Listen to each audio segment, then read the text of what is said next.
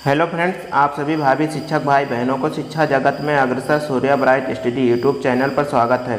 Friends, इस video में हम मैथ्स पेडागोजी को कंटिन्यू कर रहे हैं। तो फ्रेंड्स, जैसा कि हम पहले बता चुके हैं कि गणित शिक्षण में हम इस समय गणित की प्रकृति और शिक्षण की समस्याएं टॉपिक को पढ़ा रहे हैं। तो यहाँ पर पिछले वीडियो में हम गणित क्या है, गणित शिक्षण का मुख्य उद्देश्य क्या है, गणित की प्रकृति क्या है, गणित की भाषा क्या है, इन टॉपिक पर हम विचार कर चुके हैं। आज का टॉपिक हमारा है गणित में सोच क्या है, गणित कैसे पढ़ाया जाए। आज इन दो टॉपिक पर चर्चा होगी। तो फ्रेंड्स, आप सभी से रिक्वेस्ट है कि वीडियो को लाइक कर दें और अपने फ्रेंड्स सर्किल में वीडियो को शेयर कर दें। आपके लाइक शेयर से हमें मोटिवेशन मिलता है और जो नए साथी जुड़ रहे हैं वो चैनल को सब्सक्राइब करके ऑल नोटिफिकेशन बेल को ऑन कर दें, क्योंकि चैनल के माध्यम से शिक्षक भर्ती परीक्षा की तैयारी रेगुलर किया जा रहा है। ओके, तो फ्रेंड्स, गणित में सोच क्या है। यहाँ पर गणित में दो प्रकार की सोच होती है, अभिसारी सोच और एक अपसारी सोच। अपसारी सोच वो सोच है जिसमें बंद अंत वाले प्रश्न आते हैं। जैसे कि हम मान लेते हैं 3 + 5, तो 3 + 5 क्या होगा, 8 होगा।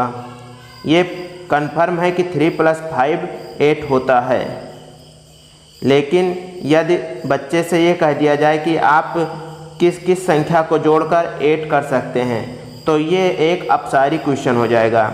अपसारी में 3 + 5 कितना होगा, 8 हो जाएगा। लेकिन अगर इसी को अपसारी बनाना हुआ तो ये 7 + 1 ये भी 8 हो जाएगा, 6 + 2 और इसी प्रकार से 3 + 5। तो ये सारी पॉइंट आ जाते हैं हमारे अपसारी अर्थात खुले या मुक्त अंत वाले प्रश्न में। नेक्स्ट हम देखते हैं फ्रेंड्स, गणित कैसे पढ़ाया जाए। तो गणित कैसे पढ़ाया जाए, गणित पढ़ाने के लिए बहुत सारी विधियां हैं। आज उन्हीं विधियों को हम चर्चा करेंगे, जिसमें से आगमन विधि, निगमन विधि, व्याख्या विधि, विश्लेषण विधि, संश्लेषण विधि, प्रयोगशाला विधि, अनुसंधान विधि, समस्या समाधान विधि। इन विधियों में से आज कुछ विधियों को हम चर्चा करेंगे और जो शेष रह जाएंगे उनको नेक्स्ट वीडियो में चर्चा करेंगे। तो फ्रेंड्स, आगमन विधि देखते हैं। आगमन विधि वो विधि है जिसमें हम बच्चों को बहुत सारा एग्जाम्पल देते हैं, उसके बाद में नियम बताते हैं। तो आगमन विधि का कार्यविधि देख लेते हैं। आगमन विधि का कार्यविधि होता है विशेष उदाहरण से सामान्य नियम की ओर, विशेष से सामान्य की ओर, स्थूल से सूक्ष्म की ओर। तो फ्रेंड्स, यहाँ पर विशेष से सामान्य की ओर, इसमें हम अध्ययन कराते समय क्या करते हैं, जैसे कि संज्ञा, सर्वनाम, क्रिया, विशेषण पढ़ाते समय पहले इनके एक से अधिक उदाहरण प्रस्तुत करते हैं, फिर उन्हीं उदाहरणों को हम फार्मूला उसका सामान्य नियम बताते हैं। ये विशेष से सामान्य की ओर। इसी प्रकार से स्थूल से सूक्ष्म की ओर, स्थूल से सूक्ष्म की ओर, जिसमें हम जैसे कि गणित में जोड़ घटाना सिखाने के लिए गेंद, गोली, कंकड़ आदि का प्रयोग किया जाता है। ये एक स्थूल से सूक्ष्म की ओर है। अब देखते हैं आगमन विधि के सोपान। तो आगमन विधि के 4 सोपान होते हैं फ्रेंड्स।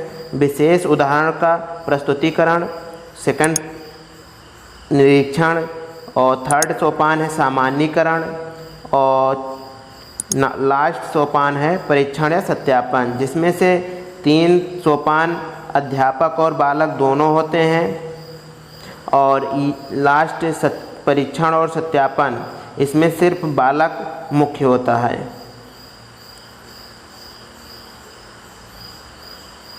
नेक्स्ट फ्रेंड्स, आगमन विधि के गुण।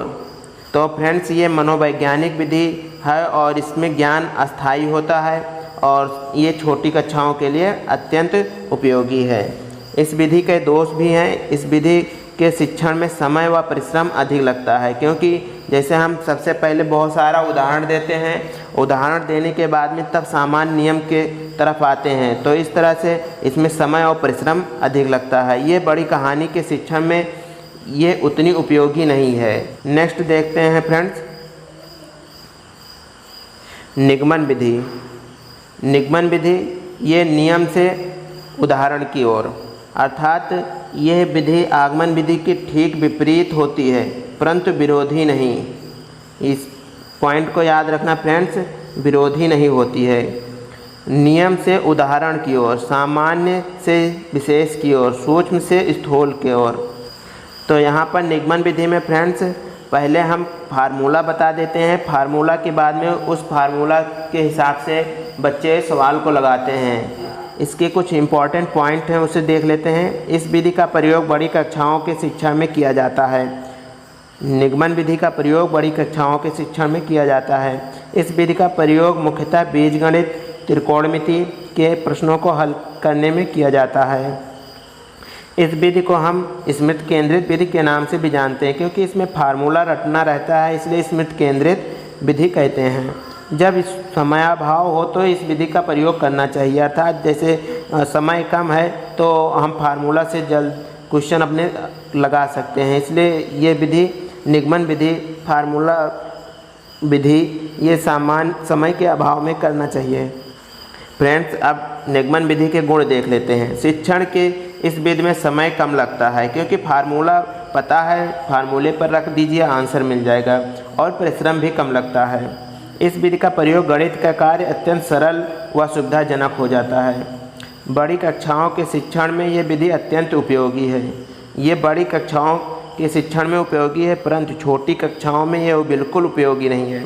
निगमन विधि के दोष, ये विधि अधिगम सिद्धांत के विपरीत है, क्योंकि ये विधि रटने की प्रवृत्ति पर जोर देता है, अतः गणित शिक्षण के लिए उचित नहीं है, क्योंकि इसमें फार्मूला यदि याद है तभी आप क्वेश्चन को कर सकते हैं, नहीं तो नहीं कर सकते हैं। इस विधि द्वारा प्राप्त ज्ञान अस्पष्ट एवं अस्थायी होता है।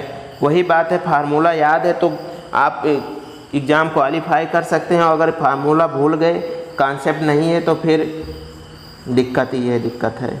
इस विधि में बालक यंत्रवत कार्य करता है, क्योंकि उसे यह पता नहीं होता है कि वो सूत्र का उपयोग क्यों कर रहा है। इसमें यही नहीं पता होता है कि बच्चे को सूत्र कहाँ से उत्पन्न हुआ है, किस प्रकार से उत्पन्न हुआ, बस फार्मूले पर रख रहा है, अपना सवाल हल कर रहा है। नेक्स्ट फ्रेंड्स, नेक्स्ट व्याख्यान विधि देख लेते हैं। शिक्षण की ये विधि अध्यापक केंद्रित विधि है। ये व्याख्यान विधि शिक्षण के अध्यापक केंद्रित विधि है। इस विधि में अध्यापक मुख्य केंद्र बिंदु पर होता है, जबकि बालक अध्यापक के विचारों को शांत भाव से सुनते हैं। इस विधि में अध्यापक अपने विचारों का शाब्दिक चित्र कक्षा में प्रस्तुत करते हैं और महत्वपूर्ण बिंदुओं को बोर्ड पर नोट करते हैं, जिस कारण इस विधि को हम वार्ता एवं खड़िया अर्थात चाक एंड टाक मेथड भी कहते हैं। क्वेश्चन आ जाता है कभी कभी कि चाक एंड टाक मेथड कौन सी विधि है, तो यहाँ पर चाक एंड टाक मेथड आपका व्याख्यान विधि है। नेक्स्ट पॉइंट फ्रेंड्स, व्याख्यान विधि के कार्य विधि। मुख्य केंद्र यहाँ पर अध्यापक होते हैं। अध्यापक की भूमिका सक्रिय होता है, बालक की भूमिका शांत श्रोता होता है। विचारों का प्रवाह एक ओर होता है, अध्यापक से छात्र की तरफ। जो अध्यापक कहते हैं उसको शांत श्रोता की तरह बच्चे सुनते हैं। गणित शिक्षण में इस विधि का प्रयोग संपूर्ण रूप से संभव नहीं है, फिर भी निम्न स्थितियों में इसका प्रयोग किया जाता है। जैसे कि किसी नए अध्याय के प्रारंभ में अध्यापक इस विधि का प्रयोग करता है। अध्याय शुरू करने से पहले उस अध्याय के विषय में बताने के लिए व्याख्यान विधि का प्रयोग अध्यापक करता है। पढ़ाए गए अध्याय के पुनर्विलोकन एवं संक्षिप्तीकरण, यानी कि जो अध्याय पढ़ा चुके हैं, पाठ पढ़ा चुके हैं, उसका पुनरावलोकन और संक्षेपीकरण में कम समय में पूरा करने के लिए इसका प्रयोग करते हैं। किसी गणितज्ञ के जीवनी की कहानी बताने में, किसी प्रमेय की उत्पत्ति निर्णय की रचना आदि में इसका प्रयोग करते हैं। नेक्स्ट फ्रेंड्स, व्याख्यान विधि के गुण।